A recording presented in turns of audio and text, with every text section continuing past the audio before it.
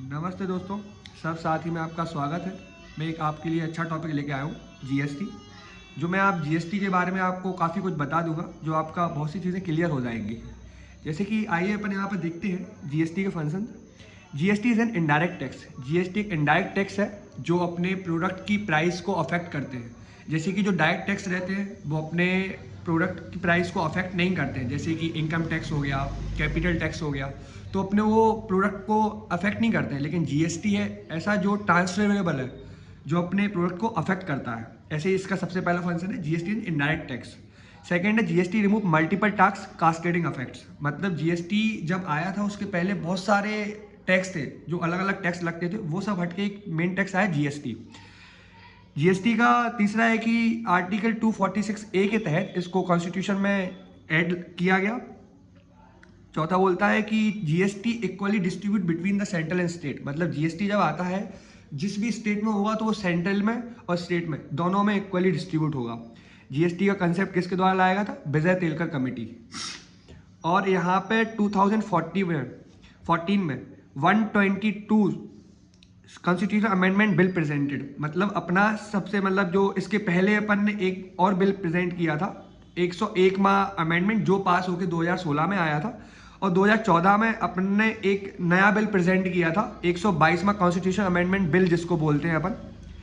ठीक है, यहाँ पे आप देखिए कि जो ये पास हुआ था इसको लोकसभा ने 8 अगस्त 2016 को पास किया था और राज्यसभा ने इसको 3 अगस्त 2016 को पास किया था। और इनकी प्रेसिडेंट से सहमति कब मिली थी?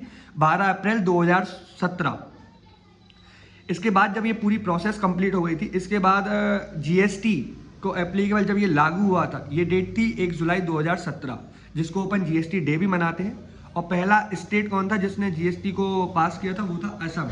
इसकी टैगलाइन क्या थी? One nation one tax one market. इसके ब्रांड एम्बेसडर थे अमिताभ बच्चन जी। और जब जीएसटी कोई इंसान लेता है तो उसका एक नंबर रहता है जिसको अपन बोलते हैं GST IN, goods and services tax identification number. यहाँ पे देखिए कि GSTN जो 15 डिजिट का रहता है उसके भी अलग अलग डिस्ट्रीब्यूशन है कि जो 15 डिजिट के नंबर में कैसा क्या रहता है। जैसे कि स्टार्टिंग के आपके ये 2 वर्ड 2 डिजिट हैं, इनको स्टेट कोड, जैसे कि मैं यूपी से हूँ तो यूपी का स्टेट कोड है 09 आपका। फिर यहाँ पे आएगा पैन कार्ड नंबर। आपकी जो 13वां मतलब नंबर जो 1 है, अभी यहाँ पे जैसे कि आप एक सेम पैन कार्ड नंबर पे सेम जीएसटी नंबर पे आप कितने व्यापार करते हैं, ये उससे रिलेटेड होगा। तो जैसे 1 है तो 1, 2 है तो 2, इस तरीके का रहता है। 14वां आपका रहेगा Z, जो Z ही रहता है अक्सर। और 15वां जिसको अपन चेक डिजिट बोलते हैं। यहाँ पे आप देखिए कि जीएसटी की थ्रेशोल्ड लिमिट क्या है। जीएसटी की मतलब आपकी 40 लाख तक की लिमिट है, तो आपको कोई दिक्कत नहीं है। आपका 40 लाख का टर्नओवर है, कोई समस्या नहीं है, आप नहीं भी लेंगे तो भी चल जाएगा। लेकिन 40 लाख से ऊपर है तो आपको फिर जीएसटी की लेना ज़रूरी है। सर्विसेज के मामले में देखा जाए तो यहाँ पे 20 लाख तक कोई ज़रूरत नहीं है, 20 लाख के ऊपर जाएंगे फिर आपको ज़रूरत पड़ेगी। यहाँ पे एक और टर्म आता है GSTN, goods and services tax network. ये एक इंफॉर्मेशन टेक्नोलॉजी कंपनी है जीएसटी की, जो डिस्ट्रीब्यूट करती है सेंट्रल गवर्नमेंट का हिस्सा, गवर्नमेंट स्टेट का और प्राइवेट गवर्नमेंट के दोनों कितने हैं। तो यहाँ पे स्लॉट्स मैंने आपको लिख दिए हैं, आप चेक कर लेना। यहाँ पे जीएसटी के रेट स्लैब भी अलग अलग हैं, 0%, 5%, 12%, 18%, 28%। यहाँ पे मैक्सिमम पॉसिबल अगर कोई रेट है तो वो होगा 40%। यहाँ पे अलग अलग कैटेगरीज के अलग अलग आइटम्स के मैंने आपको यहाँ पे जीएसटी स्लैब लिख दिए हैं। जीएसटी जैसे गोल्ड सिल्वर के मामले में आप देखेंगे 3% जीएसटी लगता है, मोबाइल इलेक्ट्रॉनिक आइटम में 18%, लग्जरी आइटम में 28%, पैक्ड आइटम्स में आप देखेंगे 5%, नॉन पैक्ड में 0%, लॉटरी ऑनलाइन गेम्स में 28%। हाँ, एक बात, एक इंपॉर्टेंट टॉपिक आप यहाँ पर लिख लेना कि जीएसटी अगर कोई चीज़ कोई आइटम्स हैं जिन पर एप्लीकेबल नहीं होता है तो वो आप है alcohol, electricity and petrol and diesel. यहाँ पे वो खत्म करने के बाद जीएसटी काउंसिल के बारे में पढ़ेंगे। जीएसटी काउंसिल क्या है कि जीएसटी से जितने भी रिलेटेड डिसीजन, जब जीएसटी बनेगा तो उसको अब कंट्रोल करने के लिए, उसके डिसीजन लेने के लिए भी तो अपने को एक परिषद की जरूरत पड़ेगी, जिसको अपन बोलते हैं जीएसटी काउंसिल। तो ये क्या करता है? जीएसटी से रिलेटेड डिसीजन को संभालता है। इसको किसने बनाया था? प्रेसिडेंट ने बनाया था 2016 में। और एक ये आर्टिकल 279A के तहत इसको कॉन्स्टिट्यूशनल बॉडी में जोड़ा गया था। इसमें 33 मेंबर्स होते हैं, जिसमें इंक्लूडिंग चेयरमैन। और चेयरमैन इसका कौन रहता है? अपना यूनियन फाइनेंस मिनिस्टर, जिसको अपन हिंदी में वित्त मंत्री बोलते हैं। और सेक्रेटरी कौन रहता है इसका? Secretary of the revenue department.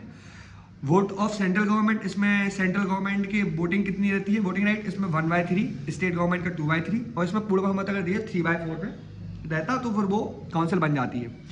पहली कंट्री कौन थी जिसने जीएसटी को इम्प्लीमेंट किया था, वो है फ्रांस, जो 1954 में हुआ था इम्प्लीमेंट। और इंडियन ने जो जीएसटी मॉडल जहाँ से लिया है वो है कनाडा। एक और ये इंपॉर्टेंट टॉपिक है यहाँ पे, आप देखिए GST is a destination based consumption tax. इसका मतलब आप समझिए, मैंने यहाँ पे एक फिगर बनाया है, आप इसके तरीके से भी समझ सकते हो, मैंने हिंदी में भी लिखा है। इसका मतलब ये है कि जैसे मान लीजिए आप दिल्ली से हैं, आपने एक एसी ऑर्डर किया है जो बेंगलोर से किया है, तो जो टैक्स लगेगा तो वो आपको डिस्ट्रीब्यूटेड कहाँ होगा, दिल्ली में होगा, ना कि बेंगलोर में। मतलब आप जैसे दिल्ली में बैठ के कर रहे हैं तो दिल्ली गवर्नमेंट और सेंट्रल गवर्नमेंट के बीच में डिस्ट्रीब्यूशन होगा, ना कि बेंगलोर गवर्नमेंट मतलब कर्नाटक गवर्नमेंट जो भी वहाँ पे लगती है वो और वहाँ पे, ठीक है। और जो ये वाला केस है इसको अपन जब दो स्टेट जहाँ मिल जाते हैं वहाँ पे आप बोलते हैं आईजीएसटी, जहाँ से दो स्टेटों के बीच में ट्रेड की जाती हो। यहाँ पे टाइप्स ऑफ जीएसटी लिखे हैं मैंने, तो सेंट्रल स्टेट आईजीएसटी, जहाँ सीजीएसटी होता है अपना सेंट्रल के लिए, स्टेट जीएसटी होता है स्टेट के लिए, इंटीग्रेटेड होता है दो स्टेट के बीच में जब ट्रेड किया जाए। और जीएसटी से रिलेटेड जो एक्ट आए हैं वो है GST, central GST act 2016, integrated GST act 2016। और ये जीएसटी जो स्टेट कंपनसेशन के लिए किया गया है। यहाँ पे एक टर्म आता है जीएसटी प्रोडक्ट से रिलेटेड कोड आते हैं जो HSN, जिसका फुल फॉर्म होता है हार्मोनाइज्ड सिस्टम ऑफ नॉमेनक्लेचर, ये 4 और 6 वर्ड का होता है। SAC ये होता है सर्विस अकाउंटिंग कोड, ये भी 6 डिजिट का होता है। बाकी आपको जीएसटी के लिए इतना कुछ समझना काफ़ी है, जो आप एग्जाम से रिलेटेड कई सारे क्वेश्चन आप पूरे कर सकते हैं। बाकी थैंक यू।